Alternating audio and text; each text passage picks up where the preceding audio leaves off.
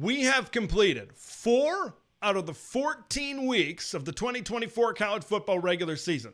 That is utter insanity. It feels like just yesterday I was standing on the side of a mountain telling all of you not to wish away summer. And now here we are around a quarter of the way through the Big Ten college football season. One thought has really been at the top of my mind. Now that we've taken in 4 weeks of football, now that we feel pretty good about the trajectory that some teams are taking, who's good? We're going to answer that question as we take a trip around this big nation. From Pasadena to Piscataway, College Park to the Coliseum, Seattle to State College, Columbus to Camp Randall, the Zoo to the Rock, and everywhere in between.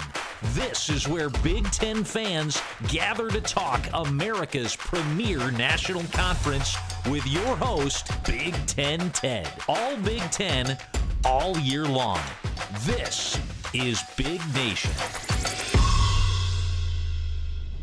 I know we're only 4 weeks into the season and we're about to embark on our 5th this weekend, starting on Friday night with Washington and Rutgers, but I think we've already found out just how difficult that this league can be and just how deep that this league can be, especially in the middle of the conference, right? You look in past years, you were very good at the top of the league, especially in the Big Ten East, and of course, the Big Ten West took their lumps nationally. But this is a league this year that I think has a lot more depth in the league. And it's not just because 4 West Coast teams got added. I think teams improved and have improved significantly already a month or so into this Big Ten college football season. Now, we're going to answer the question who I think is good, who maybe is good, who's on the cusp of going to one side or another, and who's not good and maybe has some work to do here for the remainder 75% or so of the Big Ten college football season that remains for some of these teams. Now, I want to say what is good. What do I view as good, right? There is some criteria that I really take in mind. First thing that I want to say when I view a team as good, they are multiple facets of their football team. They are talented, they are disciplined, and they are going to be competitive in a majority of football games that they play. Hey, maybe they'll lose to Ohio State by 3 scores, Oregon, and maybe some of these teams that are really at the top of the league. But in a majority of games, 10 games, 11 games, right, they are going to be within 10 points. They're going to be within a score, and they're going to be competitive in a lot of football games. They're not going to get blown out in a lot of football games. And also, when I look at a team being good, I kind of factor in their schedule a little bit into it. I factor in, hey, can this team win 8 games or more? And maybe at the end of this, you'd be surprised just how many teams in the Big Ten have the ability to be 8-4 or better at the end of the season. Now, that's kind of the positive. We're going to shift back to the teams that right now, I'm not so sure if they can be 8-4 when all is said and done at the end of 2024. Who's not good? I want to first start with the UCLA Bruins and the Michigan State Spartans. Man, they are just beating themselves with turnovers. You talk about the Bruins from Westwood. They have committed 2 turnovers in every single game thus far this season. They have the 3rd most penalty yards in the Big Ten. You turn the football over and you commit penalties and you have a younger coaching staff and you got some turnover, even though a lot of production came back on this UCLA team. There was, of course, some turnover at the top of their coaching staff, some new coordinators, right, all that stuff. You're going to have some difficulties. And you've seen UCLA have some difficulties. And then you add in an offensive line that has not been good, and I think that's putting it lightly. The defense that certainly has some hurdles to clear as well. UCLA, right? There's a reason, I think, why they're in that bottom tier. And when you talk about Michigan State, nobody turns the football over like the Michigan State Spartans. And we said that about Sparty last year as well. And you bring in a new coaching staff, and in theory, you bring in better talent at some of the key positions, and yet you still have the same turnover problem. It starts with Aiden Childs. 7 interceptions, leads the Big Ten right now in that particular category in 3 games. Now, I think the defense has gotten better. I think Joe Rossi is doing a really good job. This is a Michigan State defense that leads the Big Ten in sacks. But overall, I think Michigan State is a bit of a roller coaster right now. You want to be a little bit more even-keeled. The Purdue Boilermakers, right? This is a team that might be at the bottom of the barrel right now in the Big Ten. I don't think so far. I know they had that blowout against Notre Dame, and then you saw what happened against Oregon State.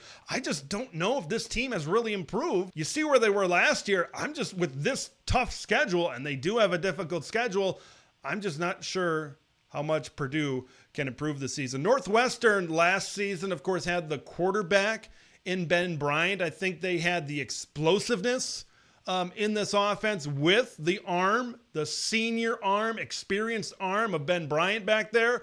They don't have that. Now, I think Jack Lausch is the right choice between Mike Wright and Jack Lausch. New offensive coordinator Zach Lujan wants a more mobile quarterback in this thing, but I just don't think that they have dynamic of enough offense to score enough points. You look at the defense, I think the defense is still solid. I still think it's good, but it's not as good as last year's, right? You had a 7-5 record last year.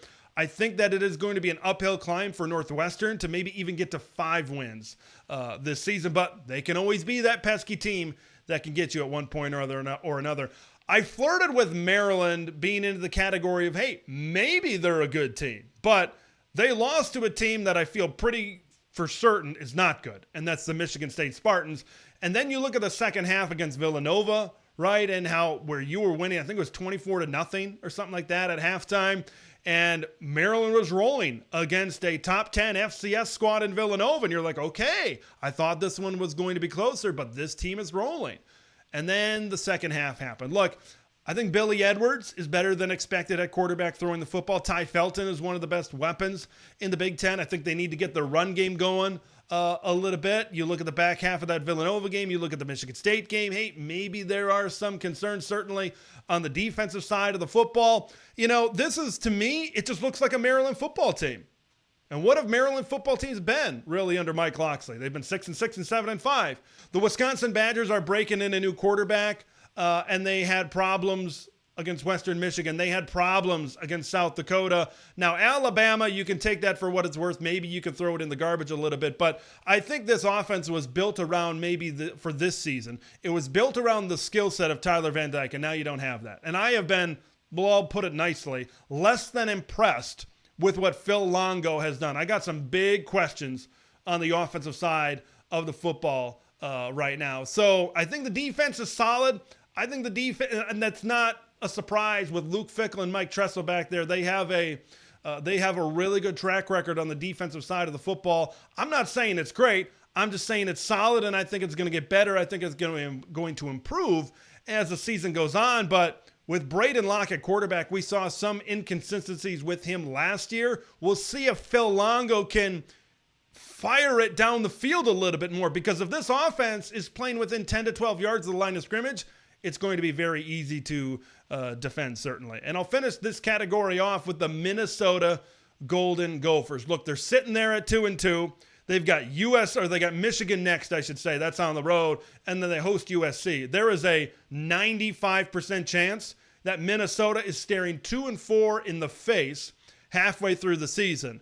And that includes games against Illinois later on in the schedule. You look at Rutgers later on in the schedule. You look at Penn State, a rivalry game against Wisconsin, right? It's not the easiest down the stretch for Minnesota. There are very few guaranteed wins for a Gopher team when you look at their offense. And maybe it goes to their whole team in general, but certainly their offense, their best player is number one in maroon and gold.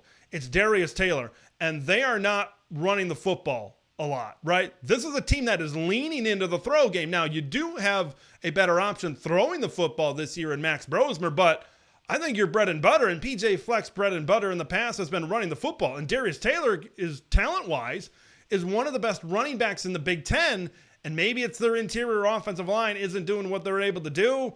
The defense is, I think it's solid. I think it's fine, but I still think it lacks in some key areas as well. This is a Minnesota team. If they get run off the field the next 2 weeks, there's a chance that this thing could continue to spiral, especially if they can't get their footing on them in the run game on that offense. Now, I've got two teams sitting right in the middle. Maybe they're good, but maybe they're not good as well. And look at that. They play this week on Friday night. The Rutgers Scarlet Knights and the Washington Huskies. Let's start first with Rutgers in this particular one. You got to love the run game. Kyle Monangai, second in the Big Ten in running. They've had some really, really good rushing performances so far this season. That offensive line getting downhill. I think the quarterback play with Ethan Kaliakmanis is better than it was with Gavin Wimsatt last year. You saw Dymere Miller get involved in the throw game, and they were able to move the football against Virginia Tech. And now I want to get into this game against the Hokies. This is a Rutgers team that I felt kind of halfway through getting into the third quarter of this football game, and I'm like, they are much better than Virginia Tech. They are 2 scores. They are 3 scores better than the Hokies, and they were ahead 23-7. You look at they can't get the ball in the end zone. I think from inside the 5, 4 straight plays, they get stymied and stuffed on 4th and goal. They fumble it away inside the 10-yard line as well, like some miscues, and then their defense allows Virginia Tech to kind of get back into this football game. Now, luckily, Rutgers was able to escape with a 26-23 win over the Hokies, but the way they finished that game didn't exactly install confidence in me that they can be a good football team down the road. They're going to have to win a lot of these close games, and if you do the things down by the goal line that they did against a team like maybe a Nebraska or others later on in the schedule, I don't know how many games you're going to win. But the good thing for them is, and it's been talked about preseason, this is a schedule in which they can be favorable. They can win 8 games with this schedule when Rutgers is really humming. If we can get good Rutgers like we saw in the first half against Virginia Tech, this is certainly a team that can do some things. Let's talk about the Washington Huskies. I think with Washington, I just want to see more consistency on offense because this is an offense that I think can be really, really good when it is humming and when it is really clicking. Will Rogers right now is second in the Big Ten in passing yards, just over 1,000, 8 touchdowns, and what's key? 0. A goose egg and interception. He has protected the football, and he's thrown the football really well. They're balanced on offense. Jonah Coleman, 4th in the Big Ten in rushing. He is a hoss. He is really hard to bring down, and he's super athletic. That hurdle right this last week against Northwestern really showed off his athleticism as well. And then you got 2 really good wide receivers, plus Jeremiah Hunter as well. Giles Jackson and Denzel Boston are currently both in the top 4 in the Big Ten in receiving yards. So this is an offense, and we talked about it in the beginning of the year. This is an offense that has some weapons. It's up to their offensive line to continue to improve. The one game that they lost, right, last play of the game. Now, it was a bad play call, but their offensive line just got utterly blown off of the football, right? And then, of course, what happened. They fell out. They fell on the short end of the stick of that one against Washington State, which maybe brought me back a little bit on the Huskies and where I stand on the Huskies right now.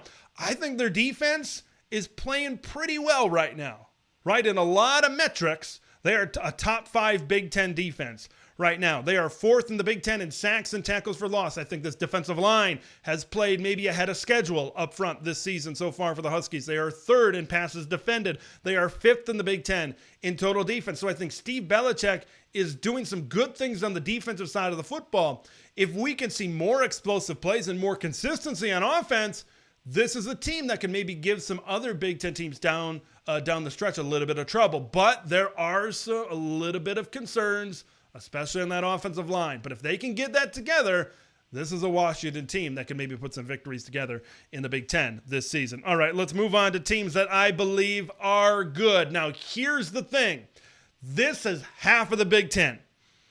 I believe 9 teams can win 8 or more games. And when you look at these teams and you look at the schedules and you look at how these teams have played so far this season, I don't think really any of these is shocking. I don't think any of these is surprising. Now, I will say this. It would be difficult, and I think it would require a lot for all of these teams to win 8 games.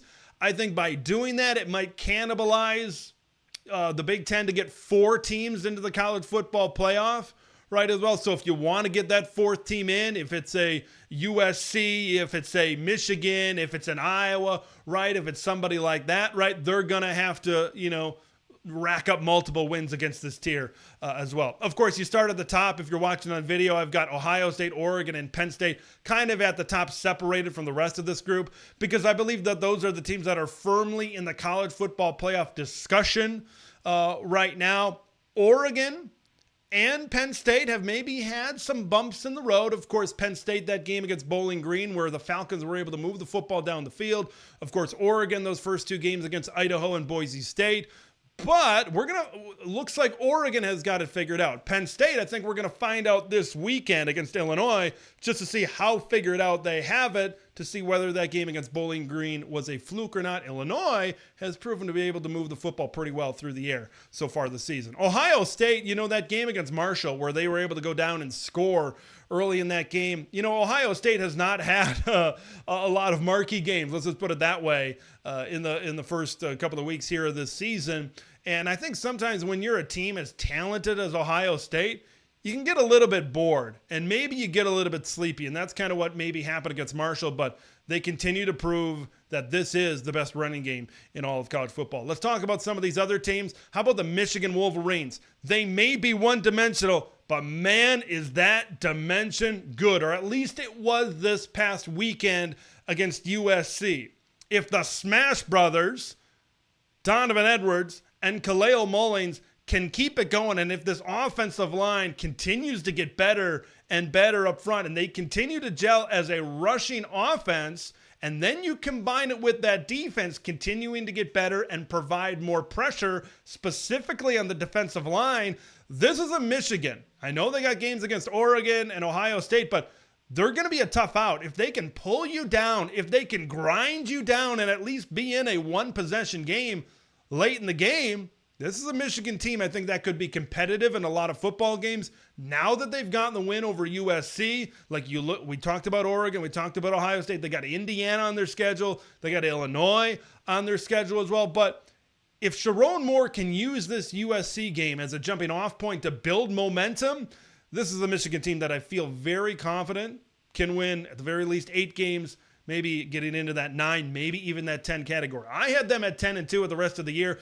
considering that they have really not much / no presence in the passing game right now. I find it very hard to believe that this is a team that can win 10 games this season. I feel maybe I'm sitting more into that 8 or 9 camp right now for Michigan. And I think it's going to be tougher for them to get into the college football playoff because of that lack of a passing game. Let's talk about a team that is passing the football pretty well, and that's the Illinois Fighting Illini. Now, this is their first 4-0 start since 2011. Now, remember the barometer that I said about being a good football team was 8-4. Okay, if you can go 500 the rest of the way, that's an 8-4 team for the Illinois Fighting Illini. Now, they do have games against Michigan. They got to play Oregon, right? They got some tough games certainly coming up. They got to go to Penn State, of course, this week. So you're going to have some difficult matchups in all of this. But when I look at Illinois, I think that they can match up against Michigan, right? I don't know how well that they can match up against the Penn State. I don't know how well that they can match up against an Oregon. But when you kind of look at some of these other teams in the back half of the schedule, the Minnesotas and the Rutgers, of course, we have Northwestern at the end of the year. Now you're starting to feel a little bit better, considering what you've seen out of the Illinois Fighting Illini so far this season. Wins over ranked teams, Kansas and Nebraska. I know they are no longer ranked, but still good wins to start off the season. I just love the balance of this team. Barry Lunny Jr. is really hitting his stride as a play caller right now. Defense, offense, I love the way Brett Bielema has brought this team together this season. I think they're going to be competitive in a lot of these football games, even the games against Penn State and Oregon that seem to be at that top level in the Big Ten. I think that they can give those teams a significant challenge in those particular games. Indiana's kind of in that, who have you played? You haven't played anybody really type of territory so far this season, but they've been very impressive, and they've built up a lot of confidence in the early part of the season. They play Maryland this week, and then they play Northwestern. If they can get through that thing 6-0, they got a big one against Nebraska. So, and I think the offense, of course, is what's sexy. It's what's flashy. It's what sells. But this defense, specifically the front, Mikhail Kamara is one of the leaders in college football in pressures right now. I just think everything's clicking right now. Now, this is still a first-year team. This is still a team with a lot of transfers. But considering kind of the levels that I've brought up so far, who's not good, who's maybe good, who's good, I feel pretty confident, especially when you're undefeated. that tells me that you're a good football team. And when you're winning convincingly like that, I think that also tells me you're a good football team. There have been other teams in the Big Ten that haven't won as convincingly against maybe lesser competition. Kurt Cignetti has that killer instinct. Let's talk about two teams coming off of a loss this weekend. And I'm going to be talking about these teams tomorrow. The Nebraska Cornhuskers and the USC Trojans. Look, I know that there might be some segments within the fan base that might be a little bit more concerned than others. But this is certainly, there is no panic button certainly being pressed. Let's start first with the Nebraska Cornhuskers. You're one more yard of air on that ball from Dylan Raiola with 3 minutes left, and we're talking about a Nebraska victory. We're talking about a hard-fought, Nebraska found a way to win victory. They need to find ways to win here down the stretch, as some of these games kind of tick by before we get to Ohio State and then later on in the schedule as well. Now, you look at this game against Illinois, Micah Mazuka was out, Turner Corcoran went out with an injury, Tommy Hill went out with an injury. So were they playing a little shorthanded? Maybe. Could they have overcome it? Yeah, they certainly could have if Dylan Raiola puts that thing right on the money, or if the backup kicker, right, that's another thing that they were down, no Tristan Alvano in that game for the Nebraska Cornhuskers, right? If he's able to make that field goal, then all of a sudden we're talking, like we said, a hard-fought, found-a-way-to-win victory for the Nebraska Cornhuskers. But they just didn't make as many plays as Illinois in this particular football game. So you got Purdue. You feel pretty good that you can turn things around against Purdue in a get-right type of atmosphere. You face Rutgers at home. If you can win that one, now you're sitting there 5-1 going to Bloomington, Indiana. I think Dylan Raiola is going to continue to get better and better and better. They just got to figure just a couple of things out. Just a couple of things out, and I think that this can be a really good football team. I picked them to go 8-4 at the beginning of the year. If this is a team that is 6-1 going into Ohio State, I think the back half of the schedule, UCLA, a very winnable game. You look at Wisconsin is a very winnable game. You look at that Iowa game at the end of the year. I think that will be a competitive game. I think Nebraska is going to be competitive in almost every single game they play this season. Let's talk about the USC Trojans. Of course, that big, convincing, great win over LSU to start. How much shine is on that win as of right now? That is still up for debate, but you look at this game against Michigan, and I think even though there are going to be some negatives to take away, you got absolutely pushed around nearly 300 yards on the ground. I thought USC, there was a chance after that first half where maybe USC teams of old, maybe Lincoln Riley teams of old would have continued to get pushed around, and maybe Michigan would have found a way to run away with it. But I was happy with what the switch that they made on the offensive line. I thought the defense got better. Now, we still had similar issues, right, where Kaleo Mullings was able to power through an arm tackle en route to a big gain to set up the game-winning touchdown. And I know there were some issues with officiating as well in this game that maybe swayed this game one way or another as well. So all of that, you put it together. USC is right there. USC is right there. You saw what happened when the offensive line gives Miller Moss protection. It helps out the throw game. Okay, he's able to get it to his targets down the field, and then it opens up Woody Marks in this run game as well. Like, you're not going to face a team as one-dimensional as Michigan, and I think it's going to be tough, I think, for a lot of teams to face off against the Michigan football team with that run game and that defense as well, considering that you were on the road as well in Ann Arbor, Michigan. Look, this is still a good football team. This is still a football team that's in the top 15 in the country. They play Penn State at home. They get Nebraska at home. Like a lot of their games, the Notre Dame is at home. They get a lot of their significant games coming into the Coliseum, which I think is going to help USC. And I think that this is going to be at minimum a 9-win team when all is said and done for the USC Trojans. Going to finish things up with the Iowa Hawkeyes. We talked about the Smash Brothers with Michigan, talking about their two running backs, but maybe Michigan and Iowa are Smash Brothers as schools because they're built very similarly, right? Where they have a fairly one-dimensional offense. Caleb Johnson is that guy for Iowa. He currently leads college football in rushing right now. Now, I think Iowa has a better option throwing the ball. I think Michigan is next to non-existent in terms of a passing offense. At least Cade McNamara can provide a little bit of something in this pass game. It needs to get better, of course, but it provides a little bit of balance compared to maybe what Michigan has in their passing situation. Of course, we know both of these defenses at Michigan and Iowa are really, really good, and the Hawkeyes have that favorable schedule. There could be 9 teams that could win 8 or more games this season. That really speaks to the depth of the Big Ten Conference. Do you agree? Do you disagree? Leave all your thoughts. Who's good? Who's not good? Who's on the fringe? Leave that all in the comments below. I'm Big Ten Ted. We will see you in the next one.